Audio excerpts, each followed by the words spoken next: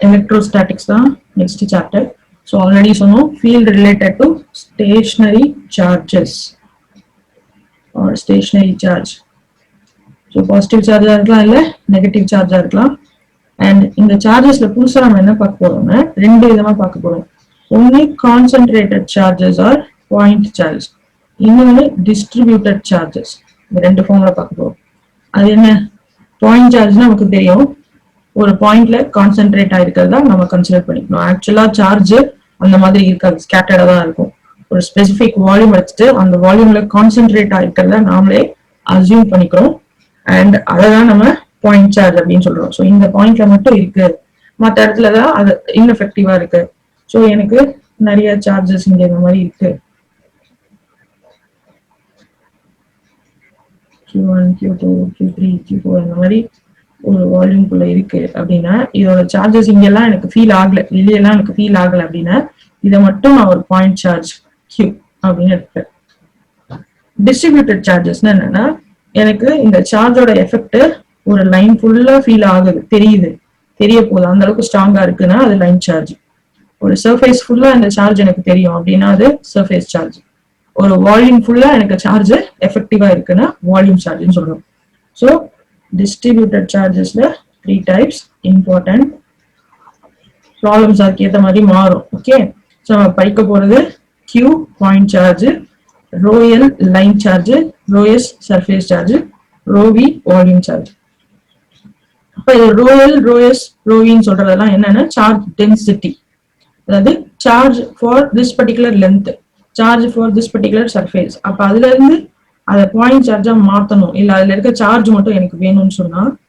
Integrate பண்ணணும் over the length சர்ஃபேஸா இருந்தா double integration over the surface இப்ப இங்க டிஎல் டிஎஸ்ல நாம பார்த்ததை தான் யூஸ் பண்ண போறோம் ட்ரிபிள் இன்டகிரேஷன் ரோவி டிவி இப்ப லென்த்னா 1 டைமென்ஷன் டிஎக்ஸோ டிஒயோ டிசெட்டோ வரப்போகுது ds surface na 2 dimension dx dy dy dz dz dx அப்படி வரப்போகுது volume na 3 dimension so dx dy dz அப்படின்னு வரப்போகுது அதனால தான் இங்க ட்ரிபிள் இன்டகிரேஷன் போட்டுருக்கோம் ஓகேவா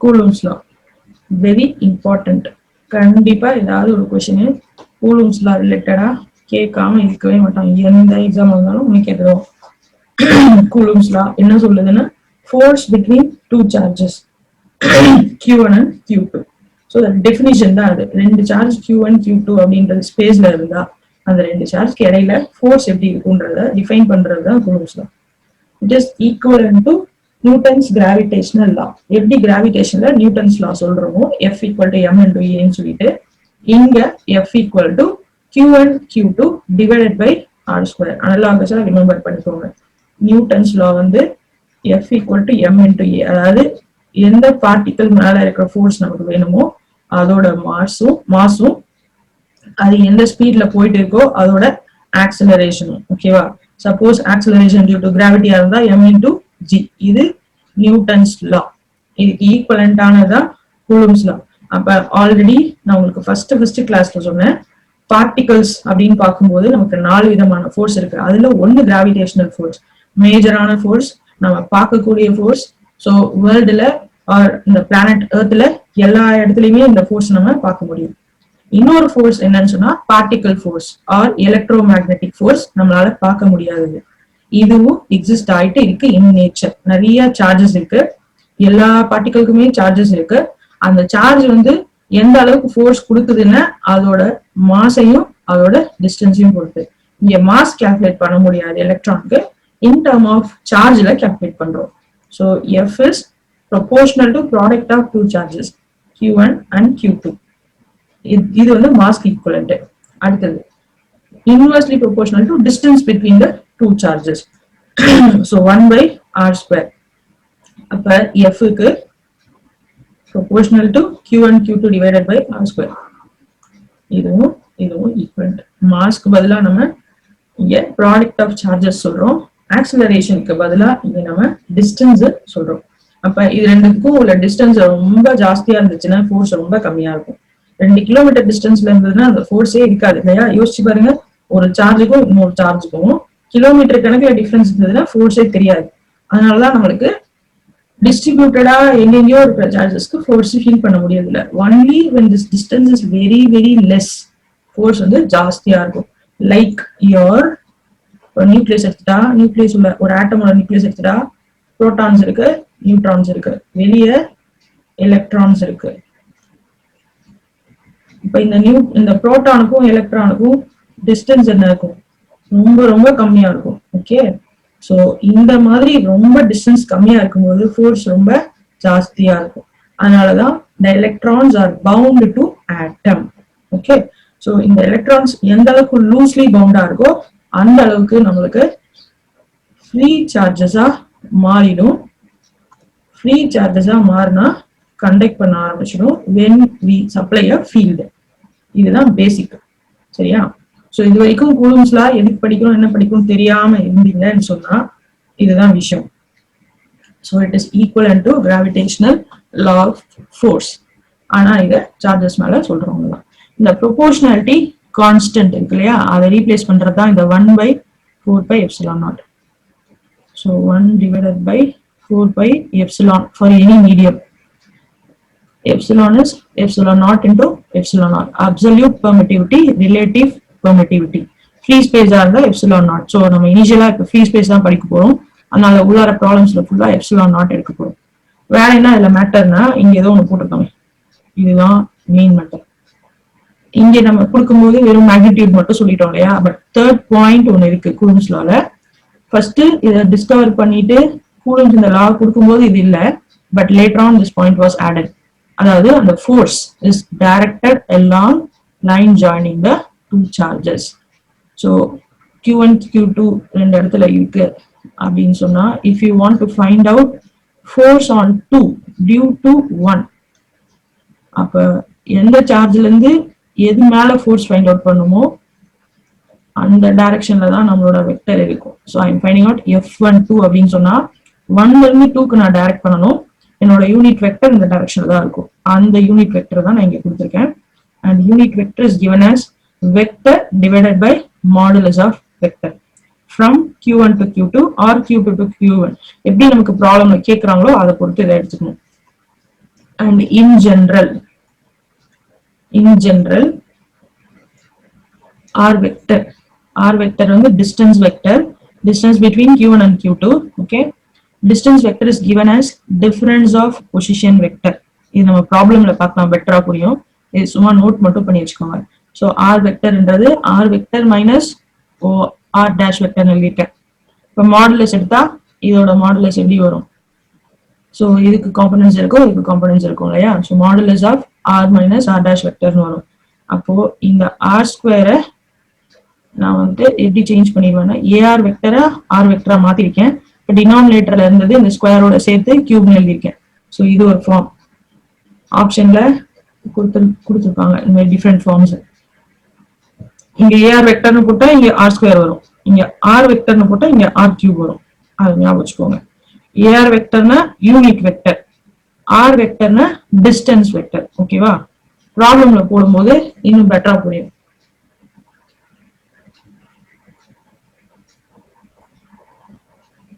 எலக்ட்ரிக் ஃபீல்ட் இன்டென்சிட்டியும் டிஃபைன் பண்ணிட்டு அப்புறம் ப்ராப்ளம்ஸ்க்கு போகலாம்.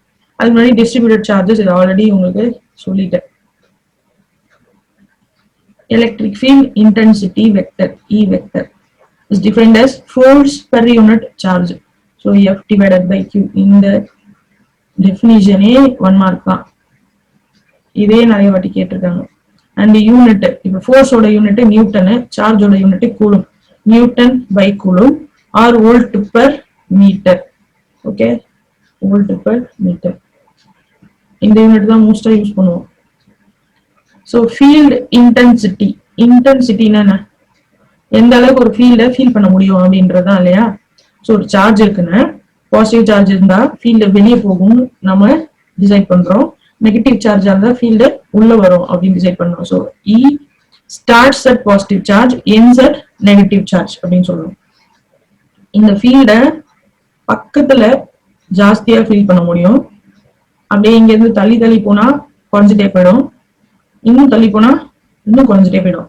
அப்போ இன்டென்சிட்டின்னு இதை தான் நம்ம சொல்றோம். ஸோ எந்த அளவுக்கு இன்டென்ஸா இருக்கு ஃபீல்டு இந்த சார்ஜை சுத்தி அப்படின்றதான் இன்டென்சிட்டி அப்படின்னு சொல்றோம். Electric field intensity. So F by கியூன்னு சொல்லியாச்சு. And C E due to Q1 அப்படின்னு Q1 ஒரு சார்ஜ் இருக்கு, அதை சுத்தி ஃபீல்டு இருக்கு. ஓகே, இப்போ அதுக்கு ஒரு டெஸ்ட் சார்ஜ் பக்கத்துல கொண்டு போனா, அந்த சார்ஜ் பக்கத்துல கொண்டு போனா அது வந்து ஒரு ஃபோர்ஸை எக்ஸ்பீரியன்ஸ் பண்ணும். அந்த ஃபோர்ஸை தான் எந்த அளவுக்கு எக்ஸ்பீரியன்ஸ் பண்ணும், அது எந்த அளவுக்கு சார்ஜ் இருக்கோ அந்த அளவுக்கு Q1 ஃபீல்ட எக்ஸ்பீரியன்ஸ் பண்ணும். ஓகே, ஈன்றது Q1 வர ஃபீல்டு, Q2 நம்ம கொண்டு போன டெஸ்ட் சார்ஜ்னால வருது. அப்ப அது ஃபோர்ஸை எக்ஸ்பீரியன்ஸ் பண்ணும்.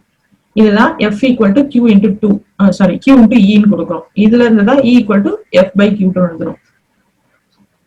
ஸோ ஆல்ரெடி எஃப்க்கு டிரைவ் பண்ணி வச்சுக்கோம் இல்லையா, அதை சப்ஸ்டியூட் பண்ணுங்க. சப்ஸ்டியூட் பண்ணும்போது Q2 Q2 எனக்கு கேன்சல் ஆயிட்டு Q1 டிவைடட் பை 4πε0 r² வருது. அப்ப Q1 அப்படின்ற ஒரு சார்ஜோட எலக்ட்ரிக் ஃபீல்ட் இன்டென்சிட்டி. இது எவ்வளவு மெஷர் பண்றதுக்காக நாம பக்கத்துல ஒரு டெஸ்ட் சார்ஜை கொண்டு வந்து மெஷர் பண்றோம், அவ்வளவுதான். இப்ப நான் இங்க சொன்னதே தான், இங்க பக்கத்துல இன்டென்சிட்டி ஜாஸ்தியா இருக்கும், போக போக குறைஞ்சிட்டே போயிடும் சொல்றேன் இல்லையா. அது எப்படி நான் மெஷர் பண்ணுவேன், ஒரு டெஸ்ட் சார்ஜை பக்கத்துல போய் வச்சுட்டு எந்த அளவுக்கு அட்ராக்ட் பண்ணுது, ஸோ ரொம்ப பக்கத்துல வச்சா ரொம்ப அட்ராக்ட் பண்ணும், தள்ளி தள்ளி வச்சா ஃபோர்ஸ் கம்மியாயிரும். அந்த மெஷர்மெண்ட் தான் இந்த எலக்ட்ரிக் ஃபீல்ட் இன்டென்சிட்டி. ஸோ இந்த 4 ஃபார்முலா ரிமெம்பர் பண்ணிக்கணும். ஒரு ஃபார்முலாவே நீங்க 4 ரிமெம்பர் பண்ணிக்கலாம், தப்பு கிடையாது. E for point charge Q divided by 4πε0r². எஃப்க்கும் ஈக்கும் ஒரே ஒரு டிஃபரன்ஸ் தான். எஃப்ல மேல 2 Q வரும், ஈல ஒரே ஒரு Q வரும். அண்ட் லைன் சார்ஜ்க்கு எப்படி போட்டுருவோம் பாருங்க, Qக்கு பதிலா இன்டகிரேஷன் ρl dl போட்டுருக்கோம். சர்ஃபேஸ் சார்ஜுக்கு double integration ρs ds. This is nothing but Q. Volume சார்ஜுக்கு ட்ரிபிள் இன்டகிரேஷன் ρv dv போட்டுருக்கோம். ஸோ இங்கேயும் இந்த ஏஆர் வெக்டர் அப்படின்னு ஒண்ணு இருக்கா, unit vector a R vector. So R vector divided by ஆர்னு இருக்கும், ஆல்ரெடி ஒரு r² இருக்கு, ஸோ r³ ஆயிடுச்சு. இந்த டயக்ராம்ல ஓரளவுக்கு உங்களுக்கு புரியும். இப்ப Q எனக்கு ஒரு சார்ஜ் இருக்கு, இந்த பாயிண்ட்ல நான் ஃபீல்டு கண்டுபிடிக்க போறேன். Q சார்ஜ் இருக்கும்போது ஃபீல்டு இதுல இருந்து டைரக்ட் ஆகும் வெளியே.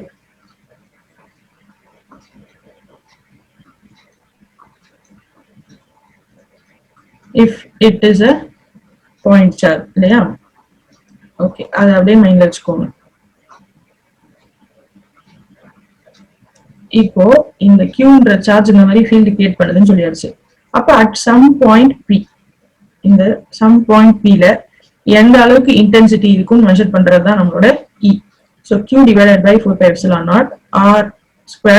இங்க ஏஆர் வெக்டர் வந்துருக்கும் இல்லையா, அந்த ஆர்ன்றது distance between this P and Q, R. So distance vector எழுதும் போது டைரக்டா எழுத முடியாது, இந்த கோஆர்டினேட்ஸ் தெரிஞ்சிச்சுன்னா டைரக்டா எழுதலாம், அப்படி இல்லைன்னா ஆரிஜின்ல இருந்து இந்த 2 பாயிண்ட்டுக்கு வெக்டர் எடுக்கணும். This vector is called as position vector. So இங்க நமக்கு சம் 0,0,0 கொடுத்துருக்காங்க, இங்க நமக்கு சம் 2,3,4 அப்படி கொடுத்துருக்காங்கன்னு சொன்னா இந்த பாயிண்ட்ஸ்க்கும் இருக்கிற டிஃபரன்ஸை ஃபைண்ட் அவுட் பண்ணணும். R டேஷ் வெக்டர் கிடைக்கும்.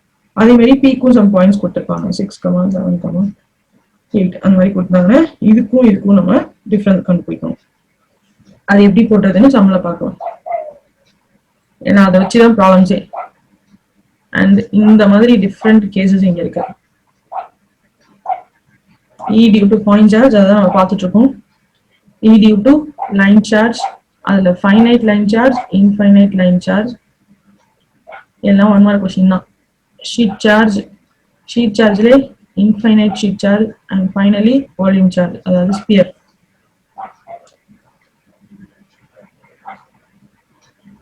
point charge பார்த்துட்டோம். finite line chargeக்கு இதுதான் ஃபார்முலா.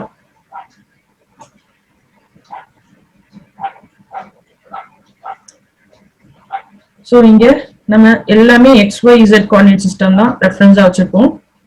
ஸோ லைன் சார்ஜ் அப்படின்னு சொல்லும்போது ஒரு லைன் மேல டிஸ்ட்ரிபியூட் ஆயிருக்க சார்ஜ். நான் இங்க ஃபைனைட் லைன் சார்ஜ் எடுத்திருக்கேன், அதாவது distance between A and B be some L. So இதோட லென்த் எல்.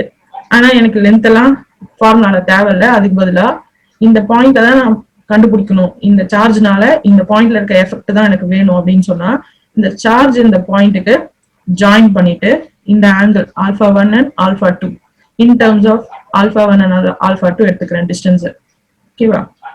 அதாவது லென்த், டிஸ்டன்ஸ் கிடையாது. டிஸ்டன்ஸ் வந்து இதுக்கும் இந்த பாயிண்ட்க்கும் இருக்க டிஸ்டன்ஸ் ஆர். ஸோ ஆர் வந்துருச்சு. இது ஒரு டெரிவேஷன்மா. இந்த டெரிவேஷன்லாம் உங்களுக்கு வேண்டாம், 16 மார்க். சரி, இதை மட்டும் ஞாபகம் வச்சுக்கோங்க. ஓகே, இந்த ப்ராப்ளம் மட்டும் ஞாபகம் வச்சுக்கோங்க. மோஸ்டா ஃபைனைட் சார்ஜ் கேட்க மாட்டாங்க, இன்ஃபைனைட் லைன் சார்ஜ் தான் கேட்கணும். ஸோ இது வந்து ஃபைனைட் லென்த் இருக்கிற ஒரு லைன் சார்ஜ். இது இன்ஃபைனைட்டா ஆயிடுச்சுன்னா, ஸோ இங்க டாட் போட்டிருக்கேன் பாருங்க, மேலேயும் கீழே. இன்ஃபைனைட்டா ஆயிடுச்சுன்னா எனி பாயிண்ட் P ல என்ன ஃபீல்டு இருக்கும் அப்படின்னா α1 α2 ரெண்டுமே 90 டிகிரி ஆயிடும். ஸோ இன்ஃபைனைட்னா எங்க இருக்குன்னே தெரியாது இல்லையா? அப்போ ஆல்ஃபா என்ன ஆகும்? அப்படியே இன்க்ரீஸ் ஆகிட்டே போகும். இந்த சைடும் இன்க்ரீஸ் ஆகிட்டே போகும். அப்போ அதை நம்ம 90 டிகிரி -90 டிகிரின்னு எடுத்துக்கிறோம். அதை சப்ஸ்டியூட் பண்ணா உங்களுக்கு இந்த ஃபார்முலா கிடைக்கும். Very very important formula, infinite line charge. E equal to ρl divided by 2 வரும். இங்க பாயிண்ட் சார்ஜ்ல 4 வரும், அங்க r² வரும், இங்க 2 வரும், r வரும். எல்லா ஃபார்முலாவையும் பக்கம் பக்கமா ஒரு டேபிள் மாதிரி எழுதி ஞாபகம் வச்சுக்கோங்க. ஸோ பாயிண்ட் சார்ஜுக்கு q divided by 4πε0 r² வரும், ar வெக்டர் வரும். இங்க ρl divided by 2πε0 into r வரும். ar வெக்டர் எல்லாத்துலயுமே இருக்கும். ar வெக்டர் கண்டுபிடிக்க ப்ரொசீஜர் அப்புறம் சொல்றேன். Next infinite sheet charge. ஷீட்னு என்ன? ஒரு சர்ஃபேஸ் இல்லையா? அந்த மாதிரி ஒரு சர்ஃபேஸ். ஸோ அது ஃபுல்லா சார்ஜ் இருந்துச்சுன்னா அதோட எஃபெக்ட் எப்படி இருக்கும்? அண்ட் இதுலயும் ஃபைனைட்லாம் இருக்கு, ஆனா இன்ஃபைனைட் கேஸ் தான் நமக்கு இம்பார்ட்டன்ட். இதுலதான் கொஸ்டின்ஸ் கேட்பாங்க. So again E vector equal to ρs divided by 2ε0. வேற எதுவுமே கிடையாது, டிஸ்டன்ஸ்லாம் எதுவுமே இங்க இல்லை. இதுவும் ஒரு பெரிய டெரிவேஷன் தான். ஓகேவா? வெறும் ρsம் ε0 மட்டும்தான். ε0ன்றது எதை ரெப்ரசென்ட் பண்றது? மெட்டீரியல் மீடியமோட பெர்மிட்டிவிட்டியை ரெப்ரசென்ட் பண்ணுது. ஸோ எந்த அளவுக்கு எனக்கு பெர்மிட் பண்ணுதோ மீடியம், அந்த அளவுக்கு எனக்கு ஃபீல்டு இருக்கும். இந்த இங்க பாருங்க, இந்த ஏஎன் வெக்டர்னு ஒன்று போட்டிருக்கோம். ஏஎன்னு போட்டிருக்கோமா? இந்த எண்ணுக்கு மீனிங் என்னன்னா நார்மல். நார்மல்னா 90 டிகிரி. ஸோ எனக்கு இப்படி ஒரு ஷீட் இருக்குன்னா அதுக்கு 90 டிகிரியில தான் என்னோட இ டைரக்டா இருக்கும். இ வெக்டரோட டைரக்ஷன் நார்மல் டைரக்ஷன்ல இருக்கும். அண்ட் இங்க ரெண்டு கேஸ் இருக்கு.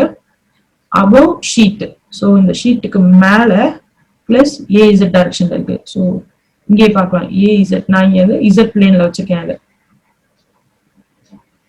ஷீட்டை இசட் பிளேன்ல வச்சிருக்கேன், அதனால ஏஇசட் டைரக்ஷன்ல ஃபீல்ட் இருக்கும். கீழே மைனஸ் ஏஇசட். ஓகேவா? ஸோ ஷீட்டுக்கு கீழே மைனஸ் ஏஇசட் டைரக்ஷன்ல இருக்கும். ரொம்ப இம்பார்ட்டன்ட் இது. இது வச்சுதான் ப்ராப்ளம்ஸே நம்ம போடுறோம்.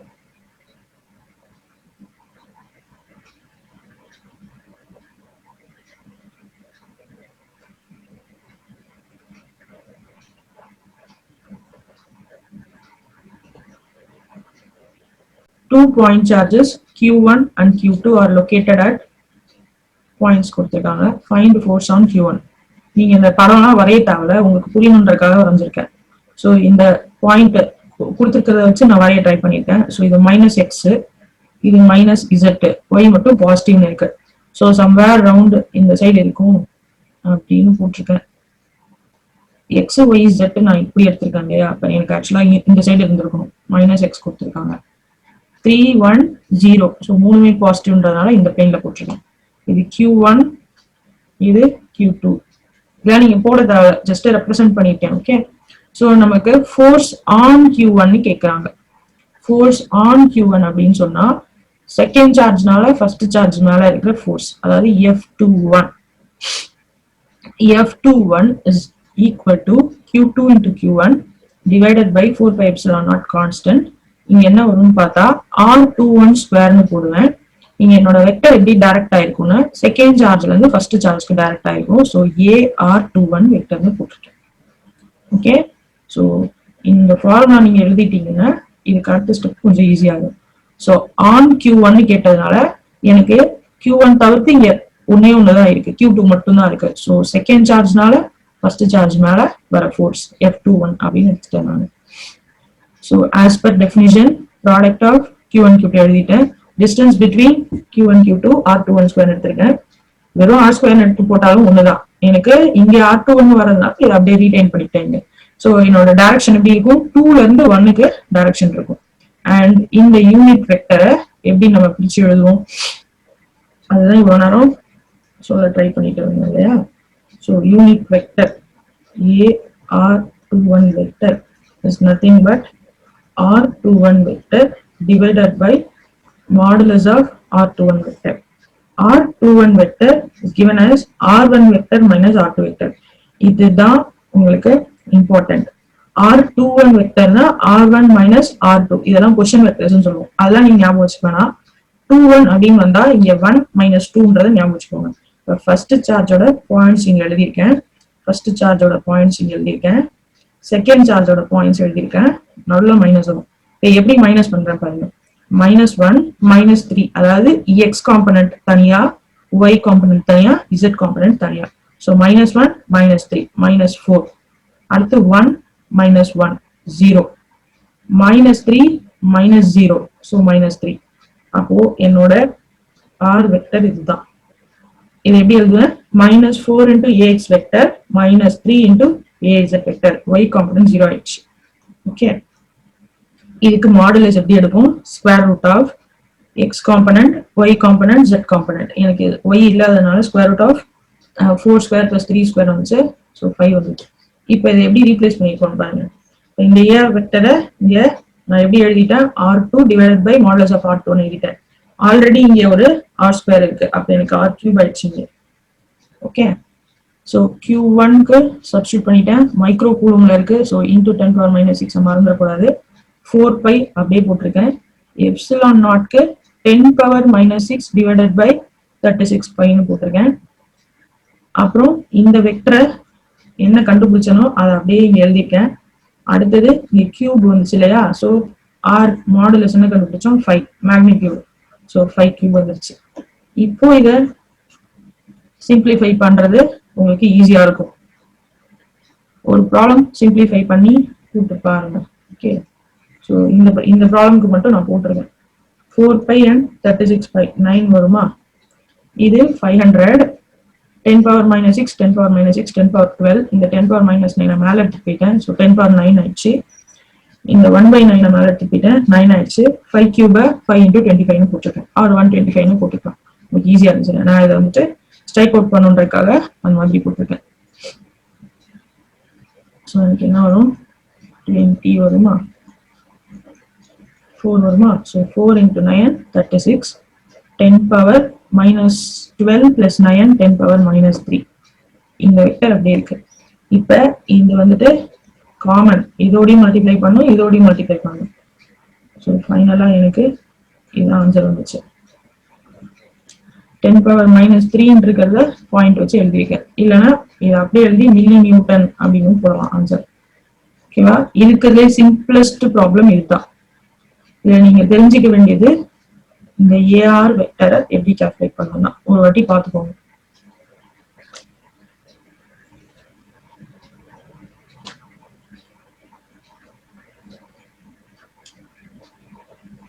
தெரியுதா ஃபுல்லா ப்ராப்ளம்?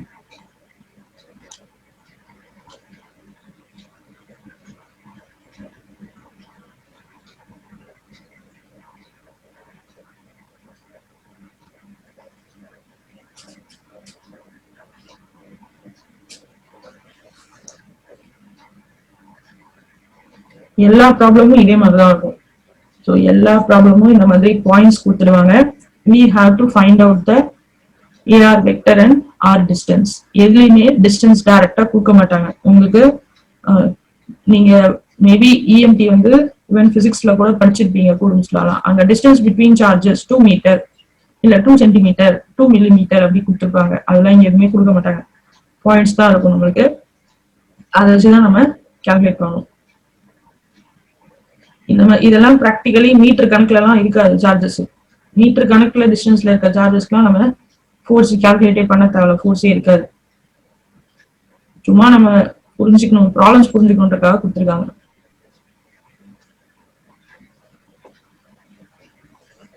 நெக்ஸ்ட் ப்ராப்ளம் போகவா? இதுல எதுவும் டவுட் இருக்கா?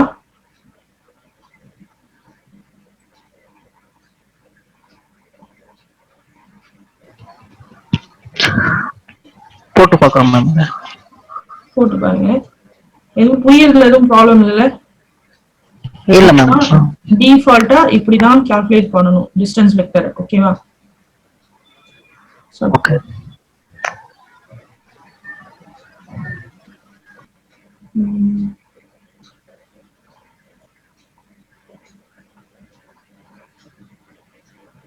இந்த 6th ப்ராப்ளம் பார்க்கலாம்.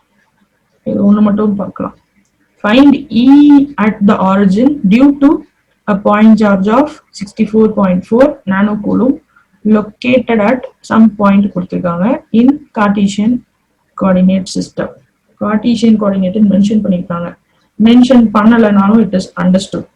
Cartesian coordinate system தான். இந்த பாயிண்ட பார்த்த உடனே நமக்கு தெரியுது.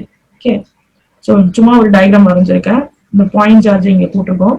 ஆரிஜின்ல இருக்க ஃபீல்டு கேட்கறாங்க. அப்ப இந்த சார்ஜ் வந்துட்டு இந்த ஃபீல்ட் வந்து எப்படி இருக்கும்? From Q towards this origin. So இந்த டைரக்ஷன்ல இருக்கும். எனக்கு E வெக்டர் கேட்டிருக்காங்க, F இல்ல. ஸோ E வெக்டர் பாயிண்ட் சார்ஜ்க்கு எப்படி எழுதுவேன்? Q divided by 4πε0 r². ஒரு Q மேல வரும்.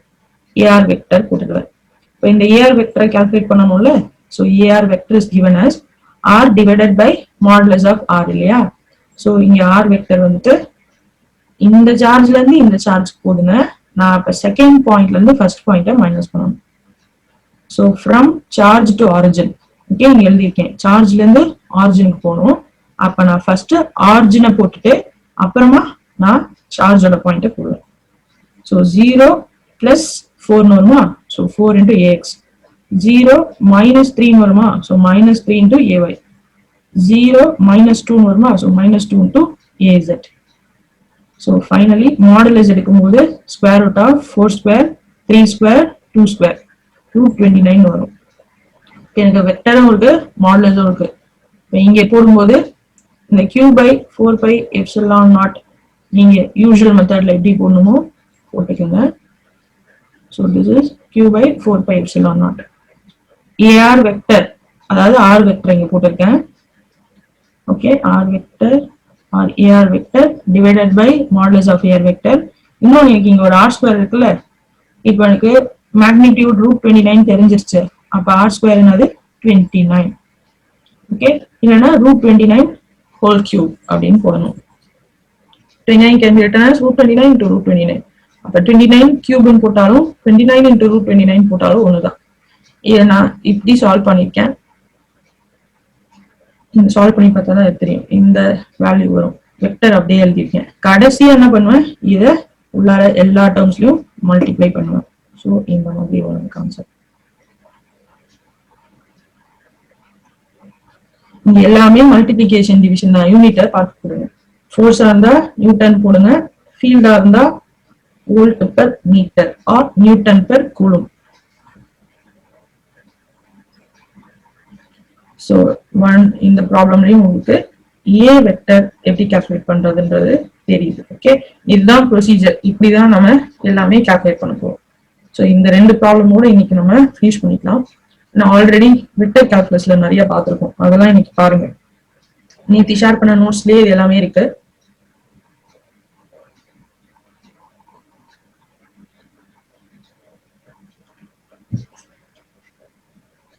இன்னைக்கு நீங்க கோ த்ரூ பண்ண வேண்டியது வெக்டர் கால்குலஸ், எப்படி ப்ராப்ளம்ஸ் போடுறது, அப்புறம் கூலும்ஸ் லா, F E vector, F vector இ வெக்டர், இதை கோ த்ரூ பண்ணுங்க. இந்த 12 ப்ராப்ளம்ஸ் முடிஞ்சா நீங்களும் போட்டு ப்ராக்டிஸ் பண்ணுங்க.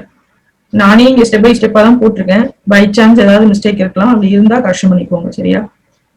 முடிஞ்ச அளவுக்கு ஸ்டெப் பை ஸ்டெப்பா தான் போட்டிருக்கேன் நானே. ஃபைன். இந்த பார்ப்பாங்க. Point charges 1 millicoulomb minus 2 millicoulomb are located at some points கொடுத்துருக்காங்க. calculate the electric force தான் F தான் கேட்டிருக்காங்க on a 10 nano coulomb charge located at some other point.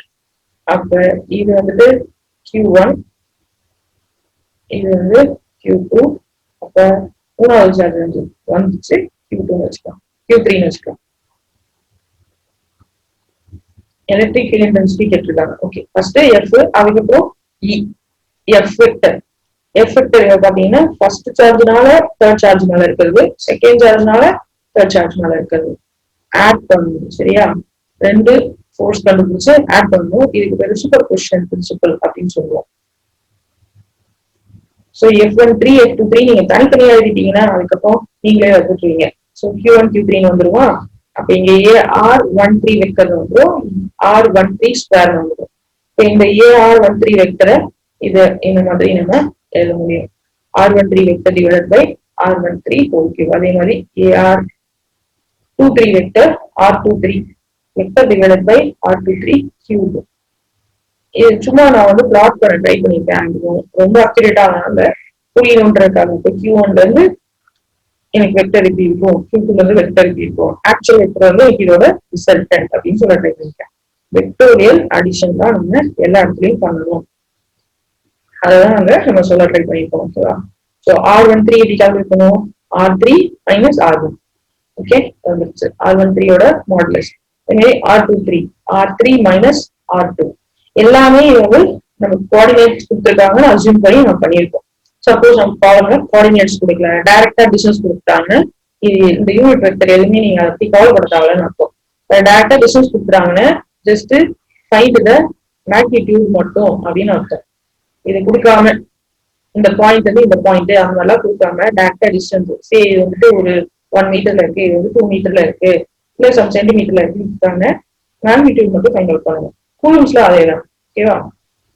அப்ப கீழே ஸ்கொயர் தான் வரும், கியூப்லாம் வராது. யூனிட் வெக்டர் கொடுத்துருந்தா மட்டும்தான் நம்ம டிஸ்டன்ஸ் வெக்டர்ல மாற்றும் போது கியூப் வருது நமக்கு. ஸோ ஃபைனலி எஃப் வெக்டர் எல்லாத்தையும் சப்ஸ்டியூட் பண்ணி எஃப் வெக்டர் ஃபைண்ட் அவுட் பண்ணும். அண்ட் இந்த யூனிட் வெக்டர்லாம் ஒன்னா உள்ள மல்டிப்ளை பண்ணுவோம். இப்போ எனக்கு இந்த காமன் ஃபேக்டர் இருக்குன்னு சொன்னா நான் ஃபுல்லா தான் மல்டிப்ளை பண்ணணும். இது எல்லாமே காம்பனன்ட்ஸ் எனக்கு. ஓகே, ஸோ இந்த மாதிரி போட்டீங்கன்னு சொன்னா ரொம்ப ரொம்ப கேர்ஃபுல்லா போடணும்னு அர்த்தம். இந்த ப்ராப்ளம்னா கொஞ்சம் ஒர்க் அவுட் பண்ணி ட்ரை பண்ணி பாருங்க. அண்ட் ஃபைனலி இதே ப்ராப்ளம்க்கு electric field intensity at that point கேட்டாங்க. தட் பாயிண்ட் என்ன, தேர்ட் பாயிண்ட் கேட்டாங்க.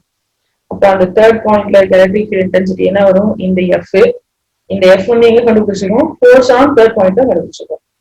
அப்ப இந்த எஃப் டிவைடட் பை கியூ. கியூன்றது Q3. இந்த Q3 10 nano கூலோம்.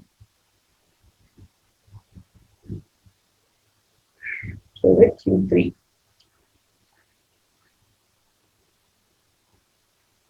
and finally answer it. இப்போ இது ஒரு இன்ட்ரெஸ்டிங்கான ப்ராப்ளம், தேர்ட் ப்ராப்ளம். இந்த மாதிரி ப்ராப்ளம்னா கேட்கறதுக்கு நிறைய சான்ஸ் இருக்கு 1 மார்க்ல. Find the force on a 100 microcoulomb charge at some point கொடுத்திருக்காங்க.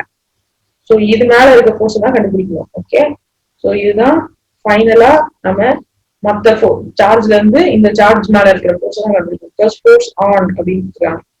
If 4 like charges of 20 microcoulomb are located on the XY axis at plus or minus 4 meter. So இதுதான் interesting பார்ட்டே.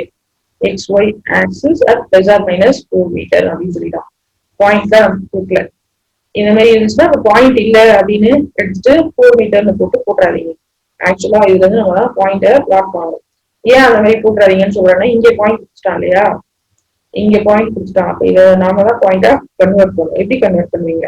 So எக்ஸ்ல plus R minus 4 நீங்க போட்டுருங்க பாருங்க.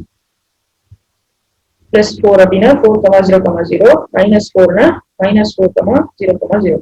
அதே மாதிரி ஒய்ல plus 4 0 4 0 and y ல -4 0 -4 0. 4 point வந்துருச்சா? இந்த 4 பாயிண்ட்லயுமே எவ்வளவு சார்ஜ் இருக்கு? 20 மைக்ரோகூலம்னு ஒரு சார்ஜ் இருக்கு. ஸோ 4 பாயிண்ட்லயுமே டினோட் பண்ணிருக்கேன். அண்ட் ஃபைனலா இந்த பாயிண்ட் 0,0,3. ஸோ இங்க இருக்குது. இது வந்து எவ்வளவு கொடுத்துருக்காங்க? 100 மைக்ரோகூலம் கொடுத்துருக்காங்க. அண்ட் இது மேல இந்த 4க்கு 4 இருக்கக்கூடிய ஃபோர்ஸ் தான் கேட்கறாங்க. So force on my 100 microcoulomb will be due to charge 2, charge 3, charge 4, charge 5 அப்படின்றது. இதை வந்துட்டு ஃபர்ஸ்ட் பாயிண்ட் எடுத்துக்கேன். ஓகே, நீங்க எப்படி வேணா ரேண்டமா நம்பர் எடுக்கலாம், கான்செப்ட் கரெக்டா இருந்தா போதும். So F21, F31, F41, F51. And இப்ப பாத்தீங்கன்னா இது நாலுமே ஈக்குவல் சார்ஜா, அப்ப எல்லாத்தோட மேக்னிடியூடும் எனக்கு சேமா இருக்கும். அதை நான் தனியா இங்க எழுதிட்டேன். Q1 Q2 divided by 4 pi epsilon naught R cube கண்டுபிடிச்சு வச்சிருக்கேன். R cube எடுத்துட்டேன் இப்போதைக்கு, ஏன்னு சொல்லி பாக்கணும். இப்ப நாலு வெக்டருக்கும் தனித்தனியா நான் யூனிட் வெக்டர் ஃபைண்ட் அவுட் பண்ணணும். இதுதான் வரும் A21, A31, A41, A51 சொல்லிட்டு. ஸோ A21 அப்படிங்கும் போது A1 minus A2. A21 இது டைரக்டா கிடையாது, R21 தான்.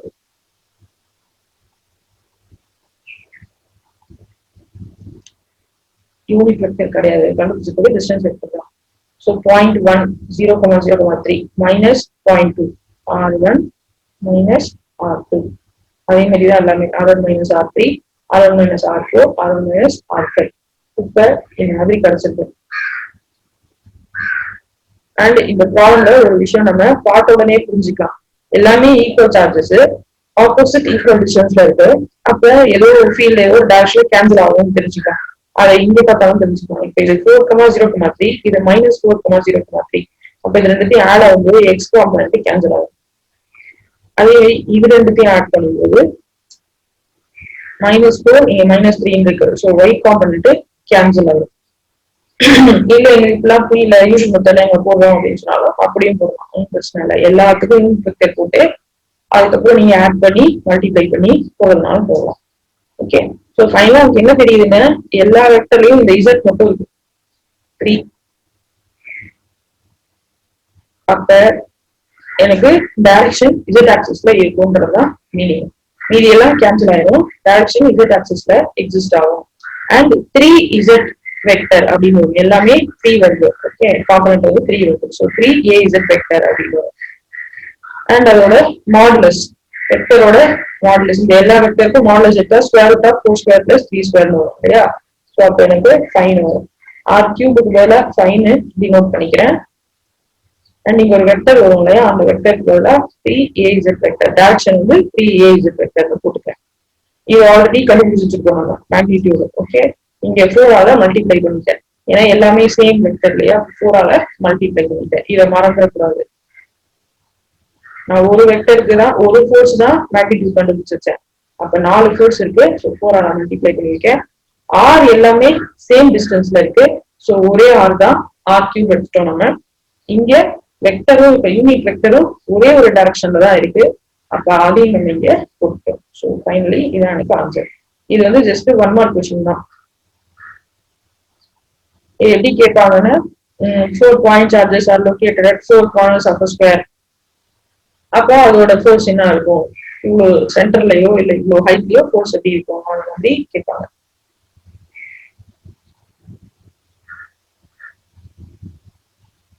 அடுத்து டிஸ்ட்ரிபியூட்டட் சார்ஜஸ் போயிடலாம். இன்னொரு ப்ராப்ளம், இந்த ப்ராப்ளம் பார்த்துக்கோங்க. 6th ப்ராப்ளம் பார்த்தாச்சு. E vector at the origin due to a point charge of 64.4 nanocoulomb சொல்லிட்டு. எஸ், ஆரிஜின் அப்போ 0,0,0 பாயிண்டோட டிஸ்டன்ஸ் நமக்கு கொடுத்துருக்காங்க. ஸோ கியூ கொடுத்துருக்காங்க, அதோட வெக்டர் இங்க பாயிண்ட்ஸ் கொடுத்துருக்காங்க, கோஆர்டினேட்ஸ் கொடுத்துருக்காங்க. அப்ப எப்படி டைரக்டா இருக்குன்னு ஃபர்ஸ்ட் பார்க்கணும். பாயிண்ட்ல இருந்து towards origin, because at origin சொல்லிட்டாங்க. ஸோ ஈயோட ஃபார்ம் எழுதிக்கோங்க. Q divided by 4 pi epsilon naught R square, இங்கே AR வெக்டர் வரும். AR vector first find out பண்ண ட்ரை பண்ணுங்க. AR வெக்டர் வந்து R vector divided by modulus of R vector னு போட்டுறோம். சரி, modulus of R வெக்டர் √29 வந்துச்சு, அதனால R square 29 போட்டுருக்காங்க. ஓகேவா. ஸோ R வெக்டர் எப்படி ஃபைண்ட் அவுட் பண்ணுவீங்க, இங்க ஆரிஜின் மைனஸ் பாயிண்ட்.